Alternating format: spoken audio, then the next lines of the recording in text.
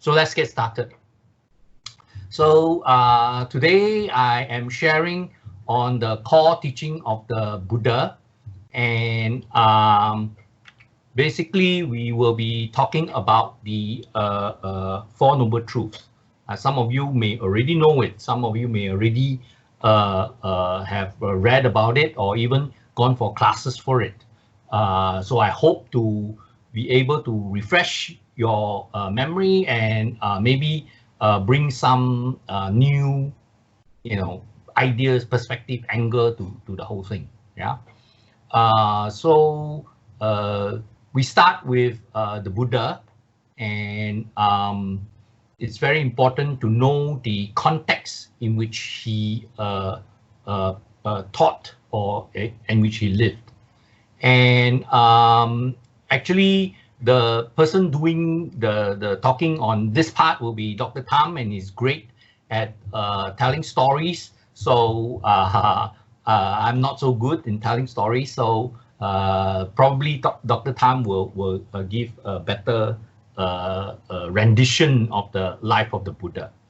But for our perspective, it is important to also know the context in which the Buddha at that time taught what he taught. Okay, this is the Buddha's world, and this is modern. The north. This is the northeast corner of India. Okay, and as you know, India, the very important one is the Ganges River. So the Ganges River flows into the Bay of Bengal, and in his time, during the Buddha's time, it was still not quite a united country. There were still a lot of kingdoms, and each kingdom had its own king. Okay, and what is important to us, the kingdoms that are featured, most of these places, some are featured in the Buddhist scripture. The important ones is Magadha, okay, and Bodh where the Buddha gained his enlightenment. And then we go to various other countries, and the other important kingdom that the Buddha is mentioned in the literature is Kosala, okay, and where the Buddha spent a lot of time, and the Sakyas, where the Buddha is a member of the Sakya. His name is Sakyamuni, the sage of the Sakyas, right? So he was said to have been born in Lumbini. Okay, so Lumbini in today's Nepal is where he was born, and pretty much this was the area that he was active in, right? Bodh his enlightenment, and then Sarnath, where he preached the first sermon, which is basically the content of our talk today, and then Kusinara, where he eventually passed away. So he was active in this area, and of course at that time there was no plane or trains or anything. So all this was done by some kind of animal vehicle, or most probably he walked. Okay, so that's the area that he was active in. So this is Bodh Gaya, the Mahabodhi temple, and as it is today, it is sunken in the ground. This was Bodh Gaya in the I believe 18th century, where they discovered it. It was already in very bad shape, and then this was restored to this state. This is the statue inside this chamber here, right? So as you walk in inside the chamber, would be this. It's modern, of course, because this is still not so well preserved. Okay, and what is important is behind the temple. Okay, behind the temple would be the Bodhgaya Bodhi tree, okay? The Maha Bodhi tree. And there's a long history about the tree. This is not the original, it's a descendant of the original tree, but it's not the original tree. The original tree was said to be poisoned to death by a jealous queen. But in this area, so if you go to Bodhgaya, this area here, most of the pilgrims you see, most of the pilgrims here are actually outside this wall area. Within the area, in the elevated platform, is what is known as the diamond throne, where it symbolizes where he attained his enlightenment. Okay. There's some there's some people who thinks that the actual position of the diamond throne is where the temple is. I mean, this is a symbolic location. So the temple was built over the diamond throne itself. Since the original tree is no longer there. This temple itself is probably 7th century or so. This temple is probably 7th century or so. Okay. So after gaining his enlightenment, the Buddha spent 7 weeks here, and week number 1, he spent the whole week under the Bodhi tree. Week number 2, gazing at the Bodhi tree. These are from the traditional accounts. Okay, these are from the traditional account. A place called the Golden Bridge, then and so on, and the famous markers. If you go to Bodhgaya, they are the famous. These places are actually marked out, including the pond where the snake is supposed to have sheltered the Buddha, and so on. So this happened on the full moon of Visakha, which is Vesak. Why we celebrate Vesak? Okay, Vesak is actually the name of a month in the Hindu calendar, and on the full moon of Vesak, we now have Vesak Day, right? On the full moon of Vesak, the Buddha is supposed to have attained his enlightenment, and he was alone, right? He attained his enlightenment, he was alone. And then 2 months later, depending on which account you go by, some says that he miraculously appeared there, but anyway, so 2 months later, the Buddha preached the first sermon in a town called Sarnath. Okay, Sarnath.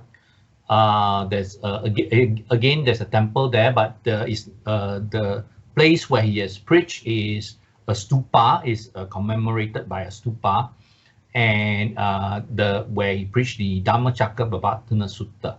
Okay, and today if you go there, it's near an important Hindu town called Varanasi, or in the Buddha's day it was called Benares. Okay.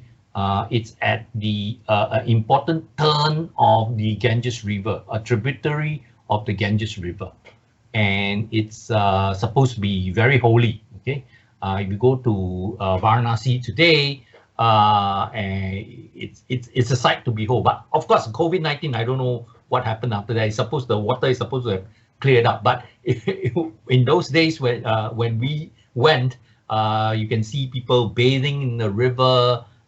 They're burning corpses, and then they throw the ashes into the river, and so on and so forth. Okay, so if you tell any Hindu that you've been to Varanasi, it's usually I tell my Hindu friends, I'm more holy than you. I've been to Varanasi. Okay, so it's an important holy site for the Hindus. And the Buddha, the reason why the Buddha went there was because he knew that the 5 ascetic, the 5 monks who have been training with him prior to him living and walking out alone, is residing there. So he decided to go there and to preach to the 5 ascetic at Varanasi. So he took a walk, probably 239 kilometers, not unthinkable. I mean, 2 months to get there. According to, this is by Google Map, it's 48 hours by walking. So it's quite feasible. Okay, a slow walk of 2 months should be able to get you there. Okay? So in the month of Asaha, that's the name of that month, 2 months after Vesaka, that he preached the first sermon. Okay, and this Sarnath temple. So every evening, Sarnath temple will chant the Dhammachakra. Is there a question? Hello. Sorry, is there? Okay, yes, that's not. Again, appreciate it if you can mute yourself if you're not talking. Okay, so Sarnath, at Sarnath, what did he teach, right? The Buddha is Sarnath, and he teach the first sermon, which is the turning of the wheel of the Dhamma. Okay? And we know it for sure. This is the place because at its discovery was this Ashoka's pillar. So Ashoka marked the place where where the Buddha visited. And Emperor Ashoka is about 100 years after, a couple of 100 years after the Buddha, 200 years after the Buddha. And so it's a far more accurate record than our days, right? And this is the Buddha statue that was discovered there. This beautiful Buddha statue is now in Sarnath Museum. Okay, you go there, you must make a visit to see this Buddha statue. And the Buddha is in the mudra of turning of the wheel of the Dhamma. So these are called the mudras. And below you will see the 5 aesthetic. Okay, 1, 2, 3, 4, 5, 6, and 7. Okay, so it's actually the 5 aesthetic, and then the donor for the statue and the child of the donor. Okay, so we don't know their names. Their names are not recorded down. We know the 5 aesthetics name. We don't know the donor's name. Okay, but that's that. Okay, so the first sermon, the Buddha introduced us to his discovery, and this is very important. He start off with the conclusions, kind of. Okay, he sort of lay out his grand teaching, and then the rest of the years that he taught was basically an elaboration of this teaching. You can see it that way. Okay, we have this teaching preserved, passed down to us today in the ancient language of Pali. Okay, so Pali is the very ancient form, is even more ancient than Sanskrit. Okay, and it's a early form, proto form of Sanskrit that's been handed out to us today. And the sutta it begins as such, Evang me sutang. So thus have I heard. In Chinese, 如是我闻. Okay, so thus have I heard. Once the Ekang Samayang, one time the Bhagava Varanasiyam, I told you the place is called Varanasi. So at Varanasi, he was staying. Viharati Isipatane Migadaye, the deer park at Varanasi. So there's still a deer park there. And then he addressed the 5 aesthetic, the Pancha Vagga bhikkhus, bhikkhu, Amatansi. He addressed them and gave them this teaching. Okay. So this brings us to the sort of main gist of today's sharing. Okay? So what did the Buddha teach at the deer park? So the first thing he said was very interesting. These are the two extremes that is not to be indulged in by one who has gone forth. Okay? Which two? That which is devoted to sensual pleasure, okay? Sensual pleasure with reference to sense object, says this is base, vulgar, common, ignoble, unprofitable. So sensory pleasure is considered by the Buddha to be base, vulgar, common, ignoble, and unprofitable, is of no use. Okay, and that which is devoted to self-affliction, painful, ignoble, unprofitable. Now, there is a reason why he said that. Okay? And the main reason is that he first was a prince and born into luxury with a golden spoon in his mouth. And the father, according to the traditional story, the father wanted him to be a king. So he was indulged with all sorts of sensory pleasure, but it was, through his own self-realization that this is not it. It doesn't bring happiness. It's unprofitable.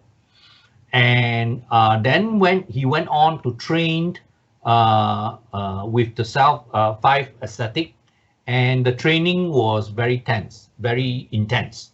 Even today, if you go to India, you will see the aesthetics they are training. Typically, they starve themselves. Typically, of course, they are very well-off con men as well. But the more serious ones go through what we call self-mortification. That means the act of purifying yourself by inflicting pain on yourself. Okay, like wearing thorns lah, and we see this in many religions as well. And they wear thorns lah, they wear helm, which is like the unfinished ropes lah, and so on. And they will be bleeding, open wound. They will starve themselves and so on, and thinking that this would bring them to bliss, right? To heaven. But the Buddha straight away tell them that no, this is not the way. And you have to know that the five ascetics initially rejected the Buddha because they thought that he has flipped from this way of self-mortification back to sensory pleasure. He's going to indulge himself with pleasure, so he has given up, kind of thing. So he has given up. And the Buddha tells them that these two are not the way. And the reason why, let's say there are five guys, right? So 6 guys training together, and one guy gave up and then disappeared for a while, and then come back and say, hey, I have found it. I've discovered the way to do it, right? And the reason why the other 5 is sitting there willing to listen is very simply that according to the traditional account, the Buddha had an aura, a glow, So it was immediately apparent to the 5 guys that the Buddha has gone level up. It's gone much higher than what they are able to achieve just by the physical appearance, more serene, more peaceful, just aura. If you met such people, that there's this aura around this person. So the 5 ascetic would continue to listen. Otherwise, they would feel insulted by this sentence here, right? That that you have to avoid the extreme, or one of which is what they have been doing for the last couple of years. So avoiding this extreme, the middle way realized by the Tathagata, this is how the Buddha addressed himself, the Tathagata, thus gone, also task come. Chinese prefer task come, so they call it 如来, right? So the word can be broken down to 如来如去. Okay, so the Chinese prefer to come rather than go, so they choose 如来. But in Pali, normally the translation that I've seen is the task gone, the 如去. Okay, it's an ambiguous word. That means it's up to you how you break the word up. Anyway, so producing vision, knowledge leads to calm, direct knowledge, to self-awakening, to unbinding, liberation. Okay, so it tells the monks that he has achieved liberation. Now, this is a very shocking statement, right? So somehow this 5-person resonated with it and felt that, yes, he's telling the truth.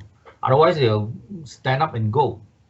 And what is this middle way realized by the Tathagata? So the Buddha went on to say, what is this middle way? And you see some repetition here. I'm sure the Buddha didn't speak like that. It's there because of the way that the suttas, the teachings of the Buddhas are recorded, okay? Because they were recorded in those days, first by chanting before it came to writing. So when it was first put down in words, it was meant to be, you must make sure that it's chantable. So the ability to chant it is important. So it's like a song, yeah? How the lyrics in the song is not how we would say things when we meet face to face, but it has to be recorded as such because it's the method of propagating this information. Okay, so this he started off by immediately telling them that the middle way is this thing called the Noble Eightfold Path. Okay, the Aryo Atangiko Maggo. So Arya is from the word Arya. Arya means noble. Atta is 8. Angulimala, the story of Angulimala. Anga is limbs or fingers or branches. Okay, so 8. That's why it's translated as eightfold. And then Magga is path. So the Noble Eightfold Path, consisting of right view, right resolve, right speech, right action, right livelihood, right effort, and right mindfulness, and right concentration. So these are the middle way realized by the Tathagata, and this phrase gets repeated. Notice that he did not need to elaborate much on this. Okay, and he said that at the end of the sermon, one of the 5 immediately attained stream entry. So very fast, you know. So they were almost there. They just need that, you know, you're almost there. You just need that one push to for everything to click. So that is the Buddha's role for this 5 aesthetic. Not for us, we're not there. So we have to learn and learn and learn. But these people are different. You know, you have the Buddha speaking directly to you, and you know, they very quickly became arhat, okay, or liberated. Okay, so then after saying this, he then talked about what we now call the Four Noble Truths. Okay. So we can actually tell that in those, the Buddha probably spoke to the person like, you know, in a conversation. It was not particularly, he had some system, but it was not particularly, it was more of a style of conversation. Okay. So, sorry. We're just trying to help our friend Twinkle here find her way home. Okay.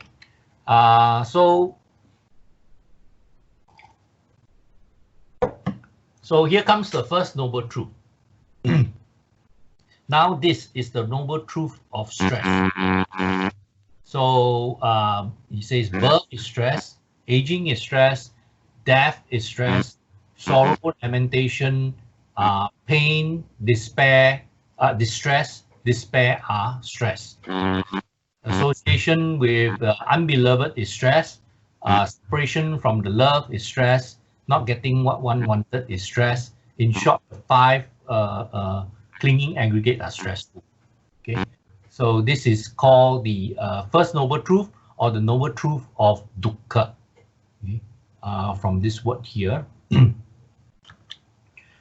dukkam arya satchan. Okay, dukkha is stress, translated here as stress. This is a Chinese word translation of it. I'm sure most of you know, ku. Okay, and arya, again, noble. We've encountered this word before. Satcha is truth.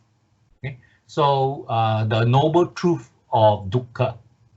So this is the first noble truth. Okay? And here, the list of all the stress is given in this, but in Chinese, these are the ones that we are more familiar with, right? The 8, so-called 8 baku. Okay, birth, age, sickness, and death. Right? 爱别离, separation from the person you love. 真怨会, having to meet or to be get together with the things that you do not like, or persons that you do not like, or you absolutely hate. And 求不得, you cannot get what you want, right? And then the last one correspond to this 5 aggregate. We will get to this more details about this later on. Okay, so this is the noble truth of suffering. Okay? So the key word here is dukkha. Dukkha, and is a very interesting word. And Mrs. Rhys Davies, the compiler of the Pali English Dictionary, say it very well. So I will read it out here. Say, there's no word in English covering the same ground as dukkha does in Pali. So you will see this word translated as stress, as suffering, as dissatisfactoriness, and blah, blah, blah in English, because there is no word in English covering the same ground. Okay? Our modern words are too specialized, too limited, or usually too strong. Okay? And this is like late 19th century, the early 20th century. Sukha and dukkha. So dukkha has antonym, the opposite word is sukha. Okay, sukha. Sukha and dukkha means ease and dis-ease. So sukha means ease. Ease, everyone understand. Okay. So dukkha is opposite of sukha, is dis-ease. Dis-ease. Unfortunately, we use the word disease in another sense today. Right? So we may need to mean illness. Okay. But it's not quite. It's just the opposite of ease. You're not at ease, so you're dis-ease. Okay? Dukkha, not at ease. Not at ease with what? Okay, we'll get to that. So, and wealth and ill, and from well and ill, and we even lost the meaning of this word ill. I don't even know what it means. Or well-being and illness, and we are forced, therefore, in translation, to use half synonyms, none of which is exact. Okay, so this is an important thing. And dukkha is equally mental and physical. So this dis-ease, this stress, this unsatisfactoriness, this suffering is both mental and physical. Okay? And she gave the example, for example, if you use the word pain, then it's too predominantly physical. Sorrow is too exclusively mental. And in some connection, they have to be used in default of any other exact rendition. Discomfort, suffering, ill, trouble can occasionally be used in certain contexts. Misery, distress, and so on are never right. Okay, they are all too strong and are only mental. So the word dukkha, and I think that the Chinese word actually is not bad, ku. it means bitterness, right? And it carries more of the connotation of dukkha than the English words. Right, then we move on to the second noble truth. So first noble truth is dukkha. The second noble truth is called dukkha samudaya. Dukkha samudaya. Dukkha samudaya Arya Satya. So the Arya Satya noble truth, dukkha samudaya is the origin of dukkha. Okay, if you replace the word stress with dukkha. So I copy this. I'm too lazy. I copied this from someone's translation available on the internet. Okay. So dukkha samudaya, the origin of suffering. So what is this origin of suffering? Right? The craving that makes for further becoming, accompanied by passion and delight, relishing now, here and now, craving for sensual pleasure, craving for becoming, craving for non-becoming. The Chinese word for it is ji, or accumulation. And this is the cause of suffering. Okay? And the other key word here is tanha. We will see this here.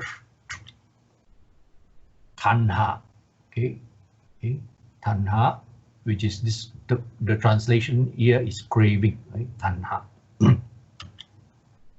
So the keyword here is tanha, and again, according to Mrs. Reed Davis, literally it means drought, thirst, just like what I'm feeling now, thirsty. Okay. But figuratively, it means a craving, a hunger for, excitement, and the fever of unsatisfied longing. Right. So related to this, I find a quote from Freud to be particularly interesting. He said, "We are so made that we can derive intense enjoyment from a contrast and very little from a constant state of things." So it is this enjoyment in the contrast, this is this thirst, and we seek it, we want it. And this tanha is this opposite of this peace of mind. So it's the opposite of peace of mind. So mentioned here also in the very verses of the sutta, these three words, kama tanha, bhava tanha, vibhava tanha. Okay. So typo here, vibhava tanha. So first is the craving for sensory pleasure. That is very understandable. Our desire for creature comfort. Okay, and it's very understandable. I'm in the aircon room, so I would like to be in a comfortable situation, right? But this in itself is, if you're in a not so comfortable situation, then this can slowly bite on you and become a big craving that really irks you. Okay, so sensory pleasure is easy to understand. Okay? And it's a form of our response to the environment. When we exist, when we want to, we will always seek this more comfortable environment, right? And a lot of it has to tie in with our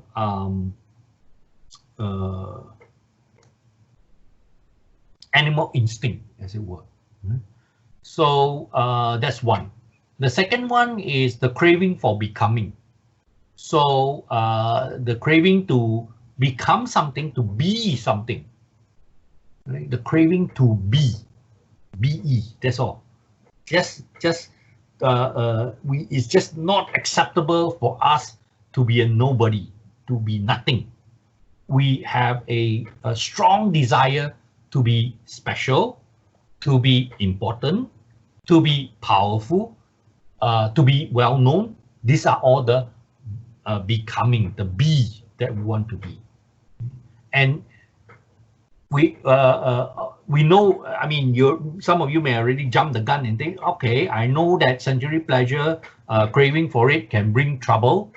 Craving for to be powerful, famous, blah, blah, blah, also brings suffering, trouble, dukkha. And these are very obvious.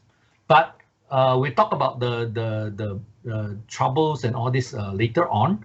But this is sort of the emotion behind that. Okay, very precisely is the emotion behind this. When we talk about next one is even clearer. So it's the emotion behind it. So craving for unbecoming is very interesting. We want to be such and such, but we also don't want to be another set of things. Okay, and these are the things that drives us in a particular direction. So one extreme for the craving for unbecoming is suicide.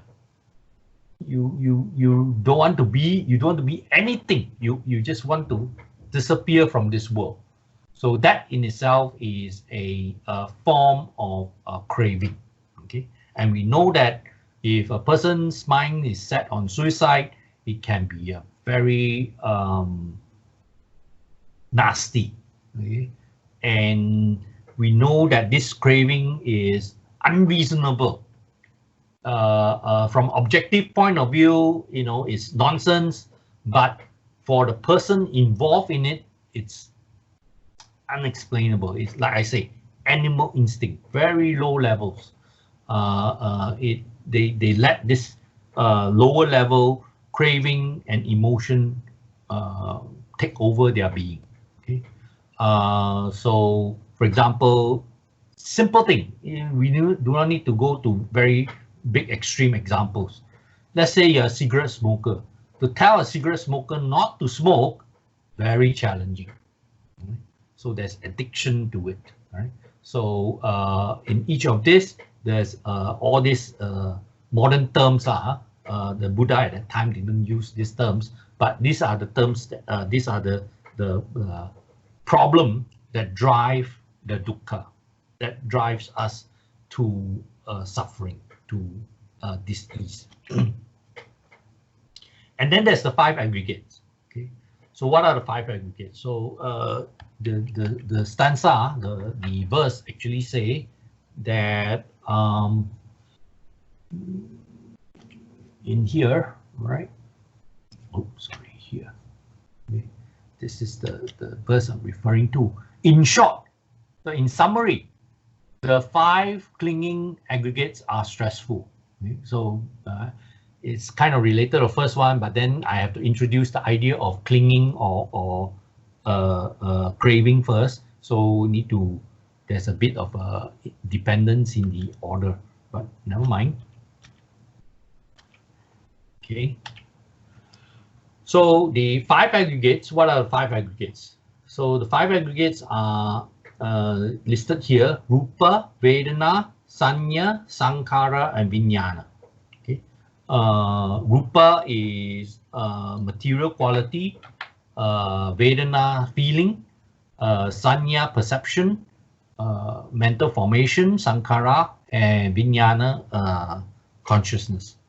So in the Buddhist metaphysics, and this, according to scholars, is probably inherited it's an Indian thing. It's not so much a Buddhist thing. Okay, so the existence can be broken down into these 5 things that are interacting with one another. 5 classes of things that are interacting with one another: a material, feeling, perception, mental formation, and consciousness. And each of this can be afflicted with the thirst, with this craving. Okay? So they are. So for example, the easiest to see is Vedana, feeling. So when feeling is has afflicted with clinging, then it leads to trouble. We know that. So the Chinese also say Wu Ying is the 5 aggregate. Ci Shen Ku. Okay, so this is burning. This is the character for burning. So it's too heaty. It's burning. Right? Chinese medicine say too heaty. It's not balanced. It's burning. And this is the cause of the suffering. A lot of Buddhist the more detailed teaching will talk about the 5 aggregates and how they interact with one another. We will actually see it more in another part that I'm supposed to do on dependent origination. We'll talk more about this thing. But you know, these are supposed to be various parts of a person, of the individual, and they can be afflicted with clinging. So the first one is dukkha. The second one is cause of dukkha. That's the 4 noble truth, right? We had 2 of them already. The third is noble truth is called cessation, right? Or the cessation of dukkha. So again, it's dukkha nirodha arya satya. Okay, so arya satya, noble truth of dukkha nirodha. So the key word here is nirodha, ending, cessation. So this is the noble truth of the cessation of suffering. He says that it's faded, cessation, renunciation, relinquishing, release, letting go of that very craving. Okay. So how do you end the suffering?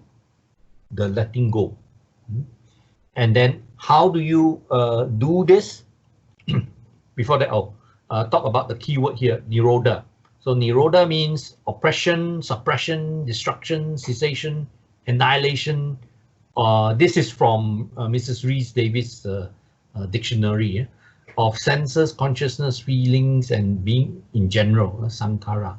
I'm not sure whether I agree with her opinion here, but you know, we'll see. So you know, it begs a question: does it mean that no life, no suffering? Well, on one level, it's true, right? If you're not alive, you cannot suffer, okay? Because you're not around, so you cannot suffer.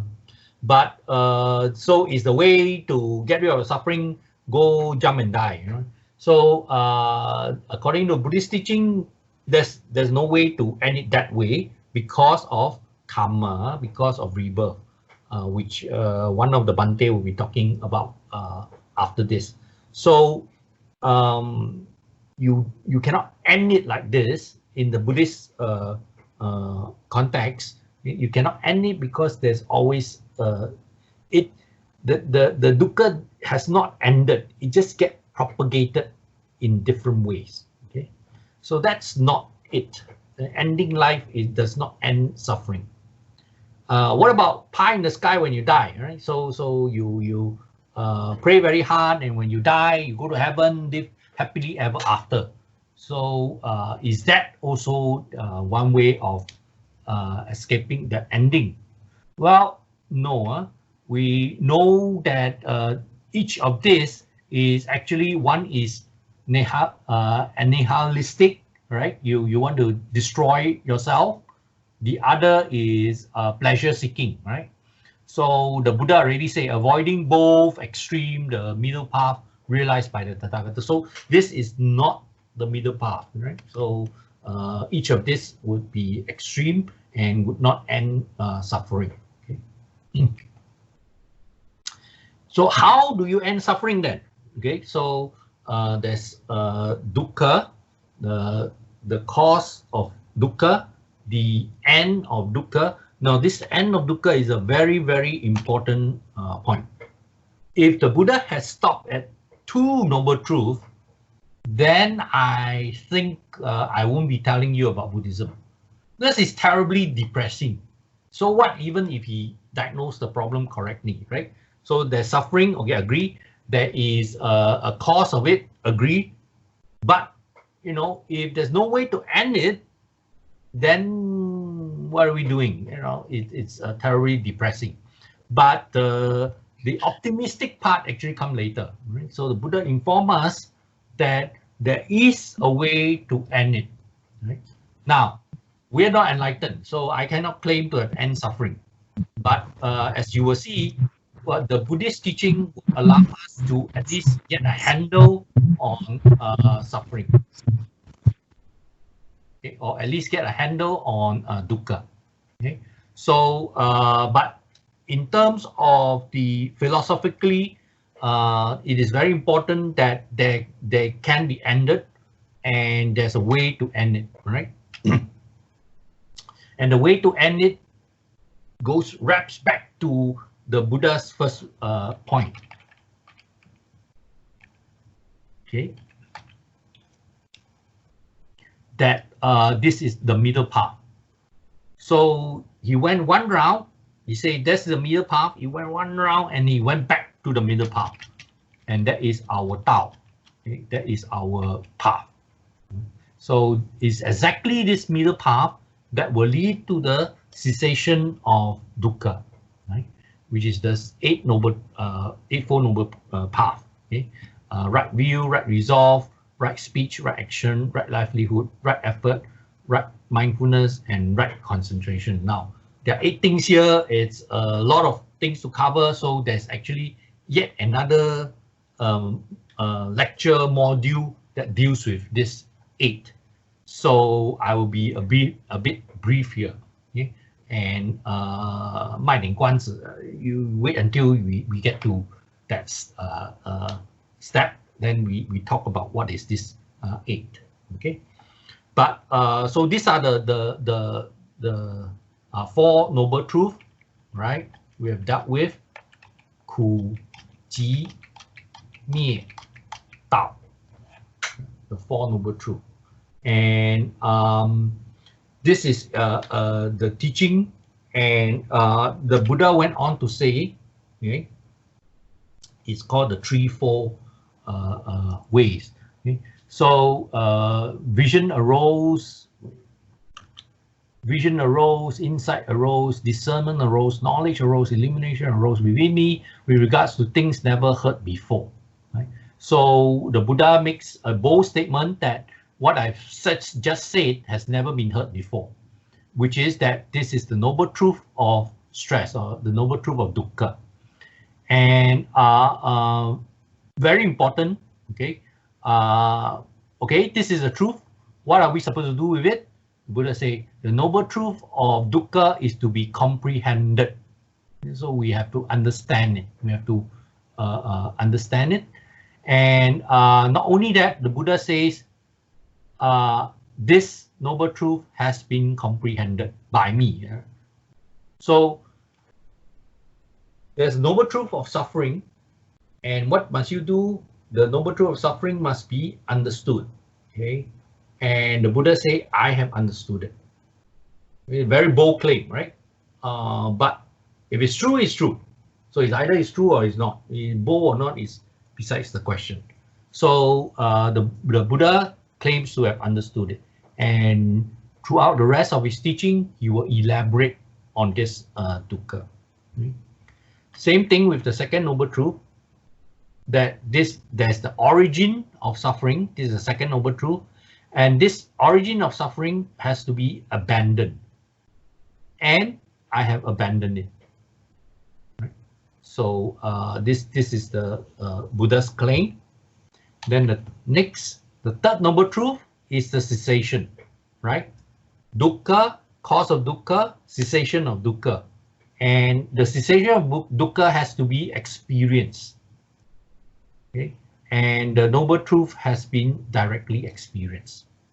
So the Buddha claims that he has experienced it, he's enlightened. And then the next one, vision arose, insight arose. Again, these are standard terminology. This is the noble truth of practicing. That means the fourth noble truth, right? The path. Okay? So this is the path, and the path needs to be developed or cultivated. Okay? Needs to be practiced. and the Buddha says, I have practiced it. So this, the first sermon is very important. It tells you which are the extremes to avoid. Right? First, make the setting that we want to avoid too extreme, then the Four Noble Truths, and then what to do with the Four Noble Truths. Okay, with each of the Four Noble Truths, what are the things that needs to be done, and this makes it this 3-round 12 permutation knowledge and vision concerning the Four Noble Truths has come. If the Buddha make this again another proclamation, right? If it's not pure, I will not claim otherwise, right? And let the gods be the witness to this kind of thing. Right? Right. So he proclaimed his enlightenment towards the end of this sermon. So these are the Four Noble Truths, the core teaching of Buddhism. And it's very, very significant to us Buddhists, and it's also significant, very significant to Buddhists 2,500 years ago. It's also significant to us today, right? And the reason is that throughout, I would say throughout the history, mankind has come full circle, and each time when we look hard enough in our own life, we rediscover and see this appearing in our life. So again, Sigmund Freud, he says, life as we find it is too hard for us. It brings us too many pains, disappointment, and impossible tasks. I think most of us, there are no young children in this group, right? So if you're young and the sky's the limit kind of thing, then good luck to you. But if you're living till at least my age, you will know that life is tough, and in order to bear it, we cannot disperse with palliative measure. This is what he believed. So in order to bear life, we cannot disperse with palliative measures, and in particular there are 3: powerful deflection, okay, which cause us to make light of our misery; substitutive satisfaction, which diminish it, okay, so diminish and intoxicating substances, which makes us insensitive to it. But neither of this is the way forward. It does not end the suffering, or even control it in a non-destructive way, because each of this in itself introduce more suffering, more dukkha. And today we are, in this world we have, in the West and in COVID-19 and everything, we see this playing out in plain sight. The struggle between materialism and faith, right? Again, too extreme, right? One who believe in the pie in the sky when you die, and therefore you should take all sorts of punishment here on earth and blah blah blah. The other says make hay while sunshine, and ignore things. Let's go ahead, blah blah blah, and enjoy ourselves like there's no tomorrow. These are the two extremes which the Buddha says we have to avoid, and avoiding this two extreme, we have to examine what makes us unhappy, dukkha, the cause of this unhappiness, the whether we can there is an end or not, whether an end exists, and the Buddha of course make it very clear that the end to unhappiness can exist, and there's a way to end it, which is this Noble Eightfold Path. And very importantly, the Four Noble Truths is, to me, is a framework for examining our own life, ourselves and our own life, our expectations, our views on things, and the action that we take. And this is where we have the framework, the Buddhist teaching can guide us. And I think this is a very important, that's why it's a very important teaching to share, and we try to propagate, to promote, not because, you know, I make you Buddhist means I get higher chance to go to heaven. The reward doesn't come in that way, right? But because I believe that it will truly help you, and to help yourself, it will truly help you help yourself to overcome whatever disease that is causing you, pain, causing you suffering, causing you distress. Okay. So I will end the slides by citing this chanting verse, the translation of chanting verse, that well proclaimed is the teaching of the Blessed One, the Bhagava, the Buddha, immediately bearing fruits. So the teaching is immediately bearing fruits. You don't have to wait till you die. It's immediately, the minute you have listened to it, reflect on it, you will immediately start to germinate and bring peace and happiness into your life. Okay? It's timeless, 2,500 years, the truth remains the same, and it will remain the same into the future, and is of a nature of an invitation for everyone to come and see for yourself. It will lead you to peace, to the goal of peace, which is, you know, our goal is cessation of suffering, and it has to be understood individually by the wise. Okay, so that is the sharing that I have today. So with that, I will switch over to, I don't know how many people are remaining, to a more Q&A kind of a session. So are there comments or questions based on what was discussed or said?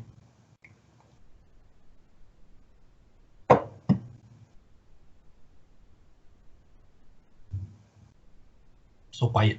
Like I say, this, I'm looking at a blank screen. I do not know what is occurring behind. So are there questions? Anyone would like to start some discussions?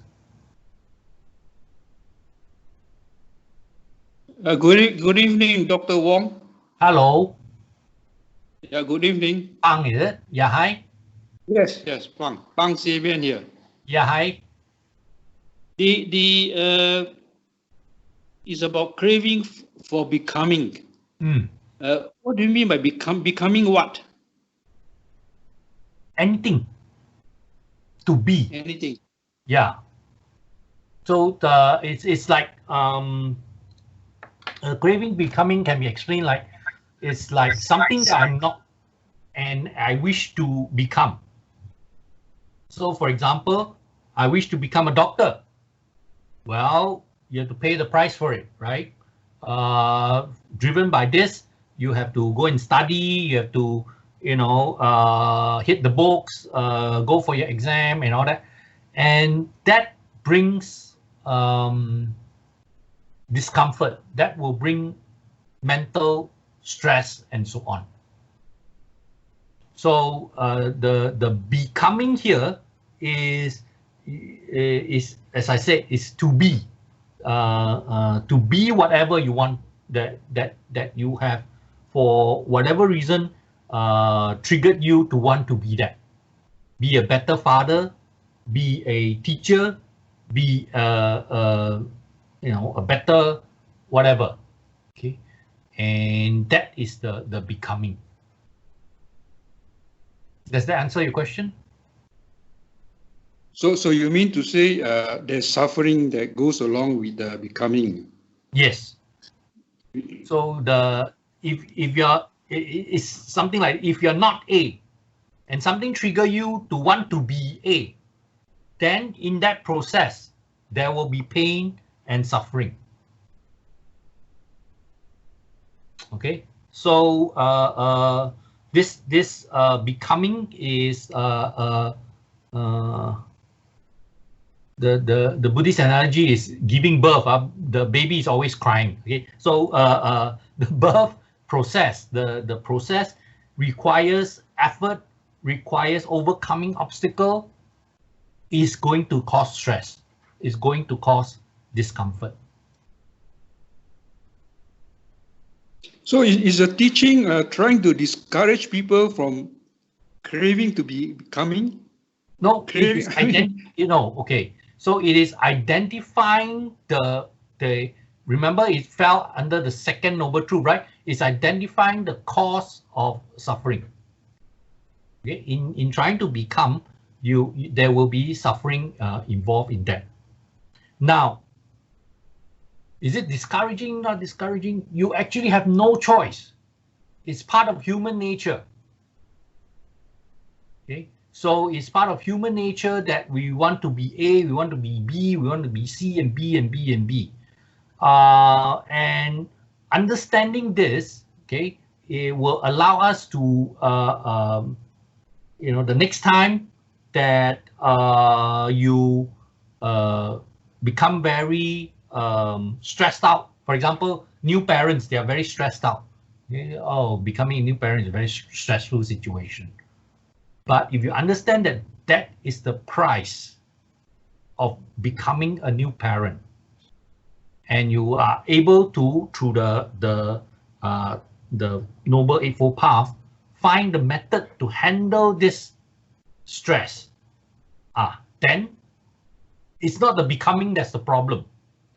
It's that craving, that process, okay, and all this that can you can alleviate the issue involved. Does that make sense? Yeah. Thank you, Dr. Wong. Thank you. Other comments, questions? Hello. Hi. Jaslyn, yeah. Yes, hello, Dr. Wong. Yeah. Yeah, so I have a question adding on to the previous question on this becoming. I'm wondering whether even the seek for Nibbana, which is the ultimate path for the Buddhism, is also a one thing, and that can cause suffering as well. How do you see it?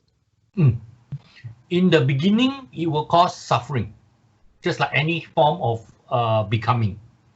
But as we, it's as you practice more, okay, it should alleviate. It will slowly sort of go away.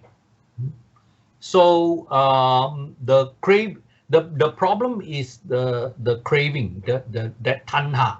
Okay, so if you are so strong, so into it, this is the contradiction. You so want happiness that this want for happiness is the cause of your suffering. So the wanting of liberation, the wanting for nirvana, can indeed itself be a suffering. So there's a contradiction. There is, you Google it, it's called the happiness paradox. Okay, so the desire, the wanting to be happy, generally will not lead to happiness. But it's a start. You at least have a reflection that, okay, this is not the way. I want to do something about it. And you also expect yourself to moderate your going forward, moderate your methods, moderate your processes, moderate your own motivation. This is very important. So it's like someone wanting to people who hit the gym. People who hit the gym usually have this they want to be healthy, right? So they want to look good or whatever, then they hit the gym. The first when they haven't got their techniques right, it's actually very painful. It's actually very stressful. It's actually not fun at all. But along the way, they learn to let go. They learn to enjoy the process. They learn how to, that all this thing goes away. That this wanting to be to go to the gym to achieve something no longer becomes important. In modern terminology, it says self-actualization. You reach the stage where the things that you do is second nature. You do not even need to have a drive or you know how to moderate that drive to get you in that direction. Okay. Yeah. Does that answer your question? Yeah, I kind of can understand, but I do find it quite challenging because even like, the things that have been, to begin with, why do people practice? They are seeking for something, they're seeking about peace, and that is already a one thing in itself. Right. And but you have to do all the things, yeah. So I'm saying that most people who are in it for the long run will eventually continue and find the kind of the right motivation, the right drive that would clear itself of the initial burden, right? Initial thing. It's like husband and wife, when they first meet each other, they fall madly in love and so on. But you know that as the relationship evolve, that desire will change. That intense feeling and desire will change and moderate along the way. It's the same, right, with all these things. And so as I said, it's not a choice. It's we are driven. We like to say that people are driven by their anger or their animal instinct, and so we are not free from our animal instinct. We are all driven by it. But the thing is whether you can find a way of going above it or not. And I think that if we are very skillful in using the drive that we want to achieve nirvana or liberation and so on, that goal will evolve along the way, and we will see to it that it will cause us less and less suffering. But yes, if we seize it in the wrong, do it in the wrong way, motivate ourselves for the wrong reason. I mean, we always we'll talk about it. We say meditation is good for you, but I've seen people who push themselves so hard in meditation that cause them headaches and that sort of thing.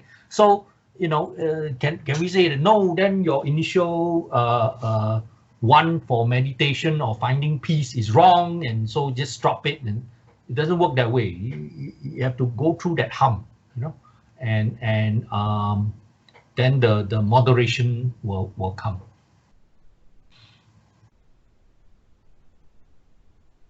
So we are this to paraphrase a famous philosopher, we are not free to choose whether to be or not to be. What we are free is to choose to what things we want to be. You cannot opt for not wanting to be. That in itself is to be something that is negative. A bit very philosophical, but I hope you get the idea of it. There are certain as long as we're living, we are driven by certain for our seeking of creature comfort. Now, we're driven by certain animal instinct, but when we know how to manage it well, then that original drive goes, it will fade away and morph into something more pure along the way. Yeah. Other question, comments? Very good questions. Tough questions. Good. I like tough questions. Not that I can completely answer them, but I just enjoy, because I myself think, you know, as you're asking, so I'm thinking about it. Thank you. Other comments, questions?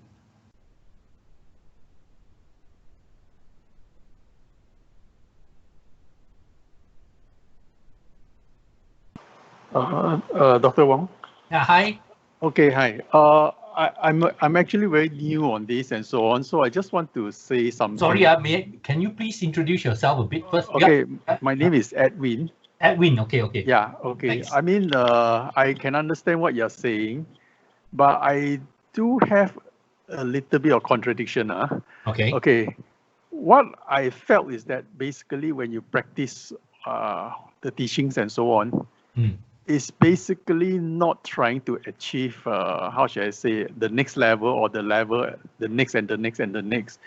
I feel that it's more like, you know, you're trying to get yourself away from all those sufferings and all those things and so on. So you practice the eightfold path.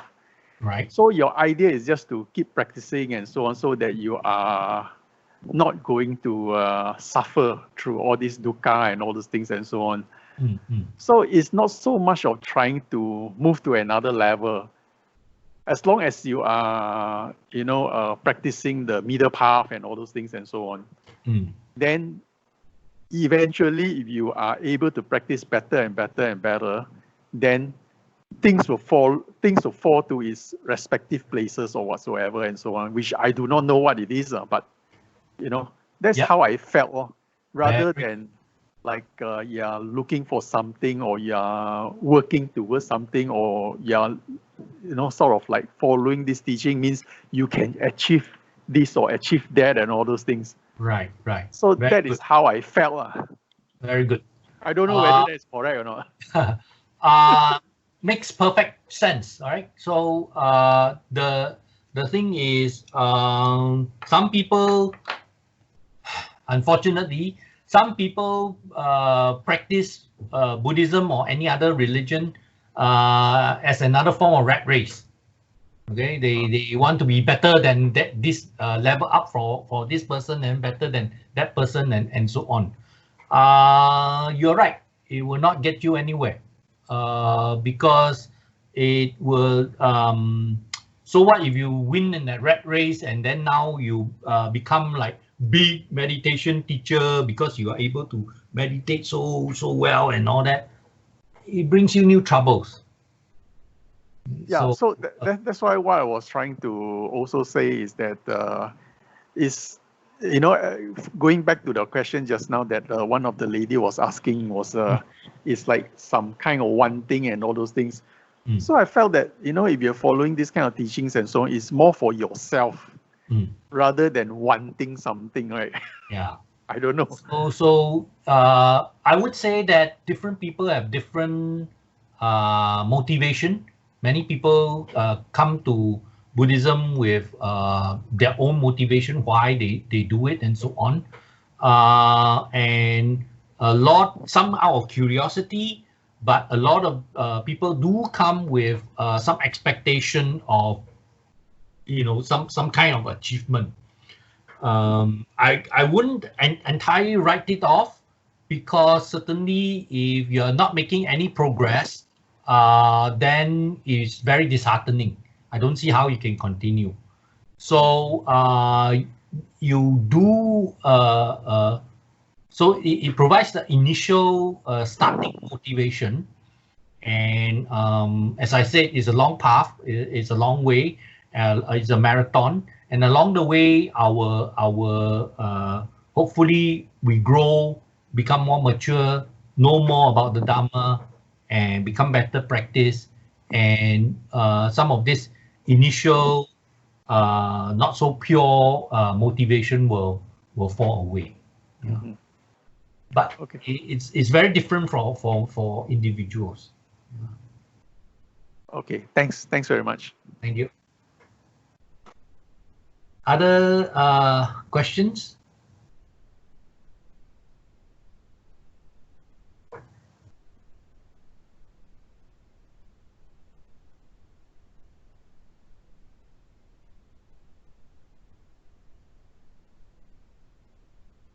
I think the issue also is that maybe new to each other kind of thing, and it's not face to face.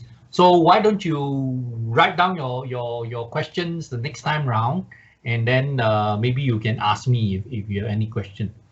Do you have any general question about Buddhism? Mante Sumananda is here, so if I can't answer, I'll catch him to answer. If you have any general questions, we can also take a crack at it.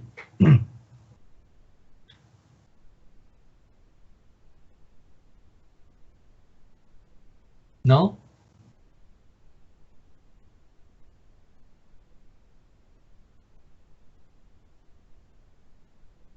Okay, so I guess somebody's typing something. Okay, all good for now. So I guess that's it for this evening. Thank you very much. I'll be seeing you again for, I think, 2 more classes. Yeah, 2 more classes in June or July, I can't remember. So if you have anything, write it down, and just shoot during the next time we meet, if it's for me or to any of the lecturers. Okay. Thank you very much and have a good evening. Stay safe. And yeah, this whole COVID situation is very mentally stressful. It's a kind of dukkha. And I hope that the Dhamma will benefit you and make you at least more relaxed about the whole situation. May not bring you to Nirvana immediately, but at least less stress, less stressful. That's all we can hope for. A little bit less stress every day. All right. Thank you very much. Good night, everybody. Bye-bye. Yeah, thank you, Dr. Wong. Bye-bye.